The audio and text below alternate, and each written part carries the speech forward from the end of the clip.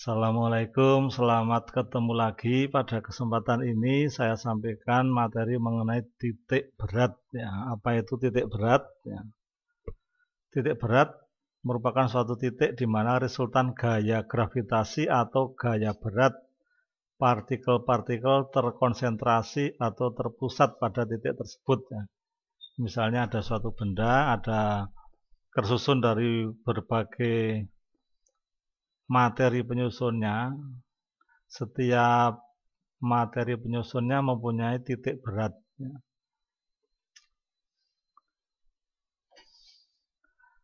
Titik berat secara keseluruhan itu diwakili oleh suatu titik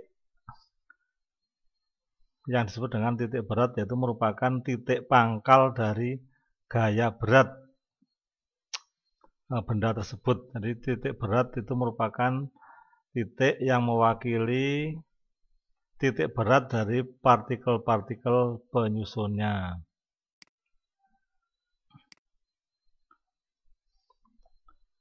Ini contoh beberapa titik berat dari beberapa bentuk benda. Yang pertama ini benda berbentuk garis. Ya. Jadi ini benda yang seperti ini termasuk benda yang teratur. Jadi yang benda-benda yang teratur itu dengan mudah bisa ditentukan titik beratnya. Misalnya garis, ya, garis atau batang. Ya. Maka titik beratnya di tengah-tengah garis tersebut. Ya. Segi empat atau bujur sangkar juga sama. Titik beratnya merupakan perpotongan dari diagonal, garis diagonal. Lingkaran atau bola ini juga titik beratnya mudah ditentukan, yaitu di pusat lingkaran atau bola. Segitiga, nih segitiga sembarang lah. Segitiga sama sisi, segitiga siku-siku, segitiga sama kaki, titik beratnya sama, yaitu merupakan perpotongan dari garis berat. Ya. Kemudian cincin, ini sama juga seperti lingkaran, itu titik beratnya di tengah-tengah, di pusat lingkarannya. Kemudian silinder. Silinder pejal ataupun berongga itu sama, mempunyai titik berat di tengah-tengah sumbu silinder. Kemudian kerucut atau limas. Ya. Ini di posisinya diukur dari alas, yaitu 1/4 tinggi. Ini beberapa benda yang lain, ya.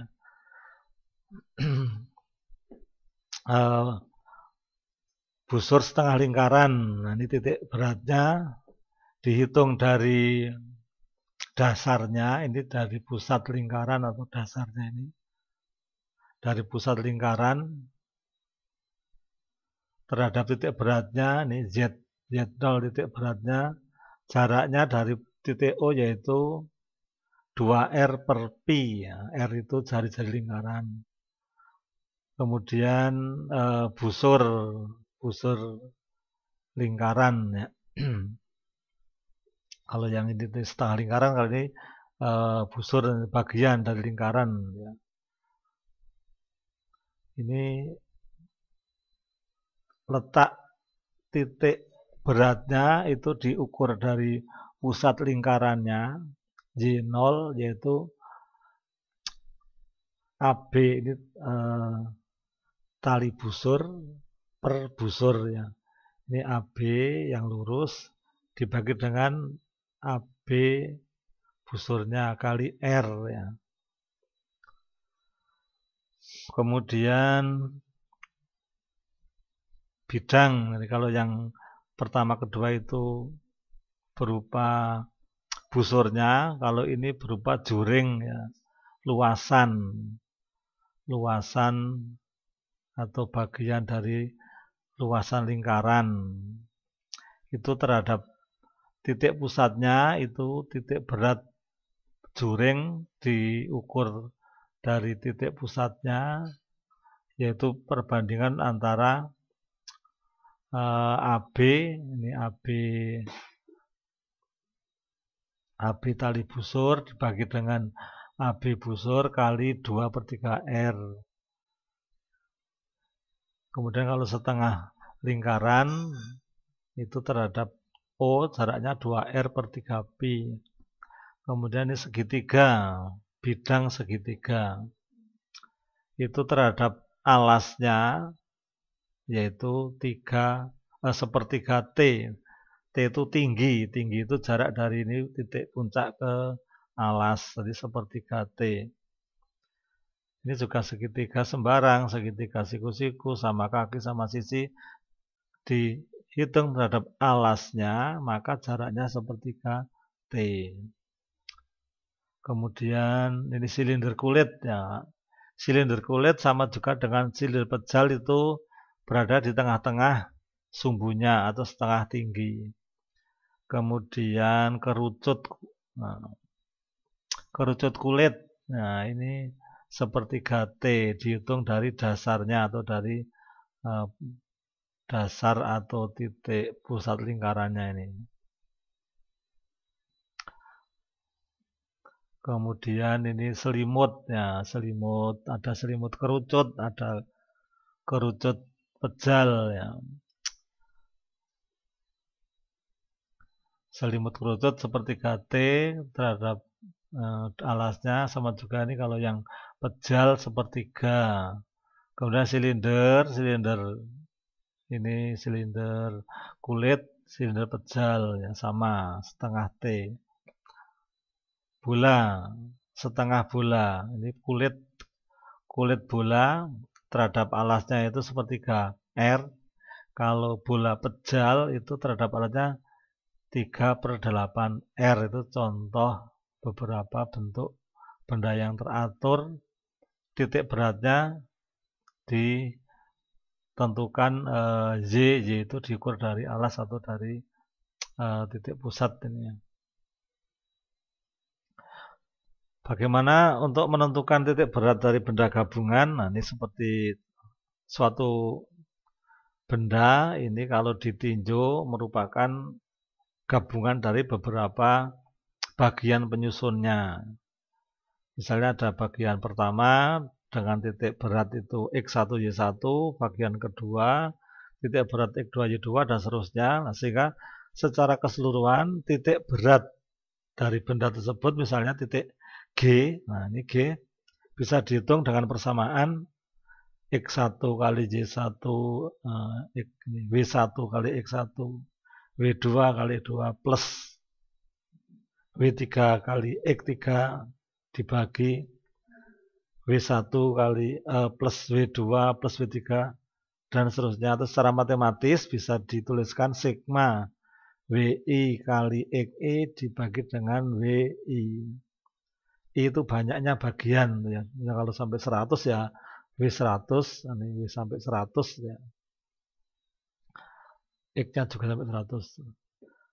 Juga pada koordinat Z. Nah, kalau pada koordinat Z ya W1 kali Y1 plus W2 kali Y2 dan seterusnya dibagi dengan W1 plus W2 plus W3, atau secara matematis itu bisa dituliskan sigma WI kali JI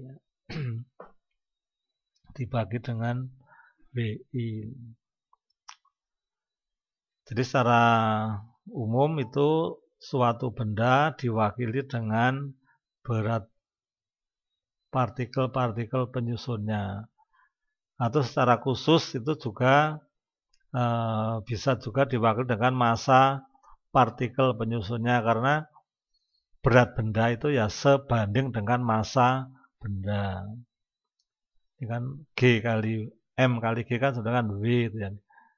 G kali M1 ya W1, ini G-nya tadi dikeluarkan sehingga menjadi sigma MI kali XI per sigma MI, atau untuk Z-nya ya sigma MI kali JI per sigma MI.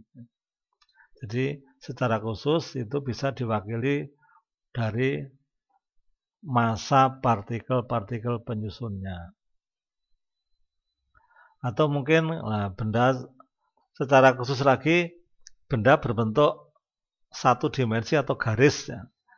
Kalau benda berbentuk garis itu diwakili dengan nilai besaran panjangnya ya. Misalnya tersusun dari beberapa garis, ada misalnya ada 10 garis ya, L1 kali X1, L itu panjang garis pertama, X1 itu koordinat dari titik X untuk benda satu dan seterusnya. Kemudian untuk koordinat Y juga begitu, diwakili oleh L1 kali Y1, L itu panjang garis pertama, Y1 koordinat titik berat untuk titik Y-nya, dan seterusnya itu ya, sampai Ln kali Jn. Ini kalau ditulis ya sigma L1 Li kali Xi per sigma Li dan seterusnya ya. Atau kalau benda berbentuk dua dimensi luasan ya. Kalau benda berbentuk garis atau panjang itu diwakili nilai panjangnya atau L-nya. Kalau benda berbentuk luasan itu diwakili dengan nilai luasannya atau A. Sehingga pada koordinat X ya A kali X. Koordinat Y ya A kali Y. A1, X1, A2, X2 dan seterusnya dibagi dengan ini sigma A. Atau benda berbentuk tiga dimensi atau ruang ya. Kalau benda berbentuk ruang itu diwakili dengan nilai volumenya. Sehingga untuk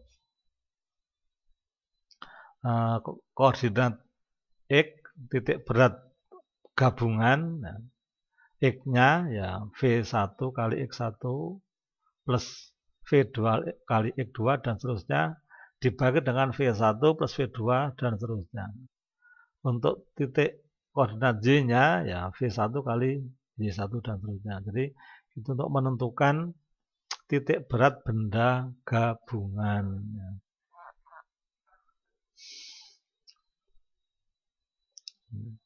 Kemudian ini hubungannya dengan keseimbangan ya.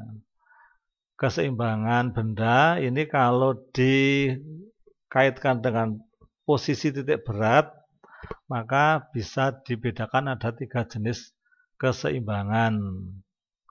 Itu ada keseimbangan stabil, ya, ada keseimbangan labil, ada keseimbangan indifferent atau netral ya.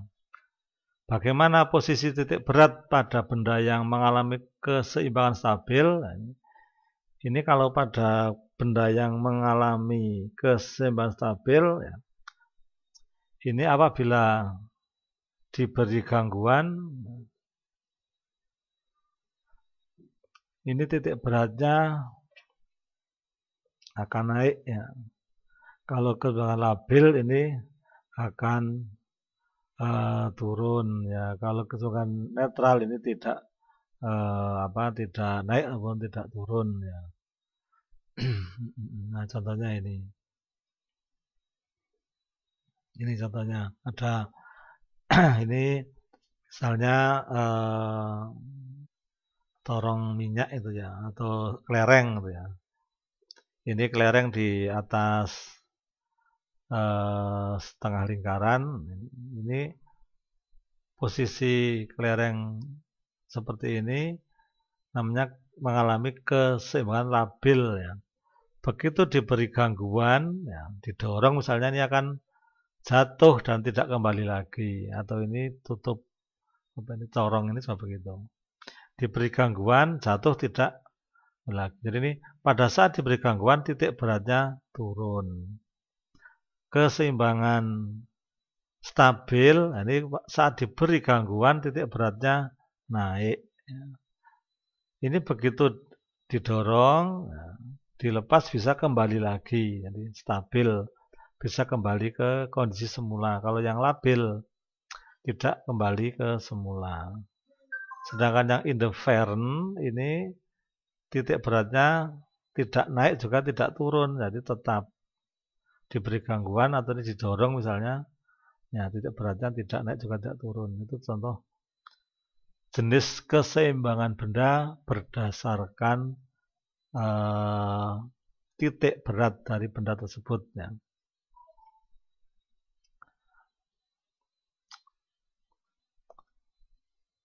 Ini contoh-contoh yang berkaitan dengan titik berat, ya, konsep titik berat dalam kehidupan sehari-hari itu. Seorang lompat tinggi melewati palang yang tinggi. Ini pada saat melewati palang, ya ini titik berat orang tersebut sudah berada di bawah palang. Ya.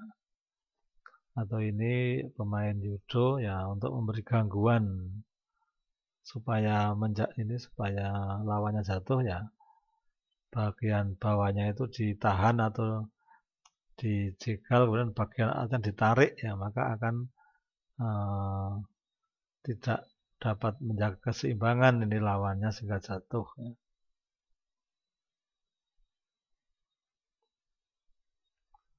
Ini pemain akrobat juga begitu, harus menjaga keseimbangan, mengatur teknik keseimbangan supaya bisa tetap tidak jatuh. Ya. Baiklah, itu mengenai titik berat. Nah, terima kasih. Kita akhiri. Assalamualaikum warahmatullahi wabarakatuh.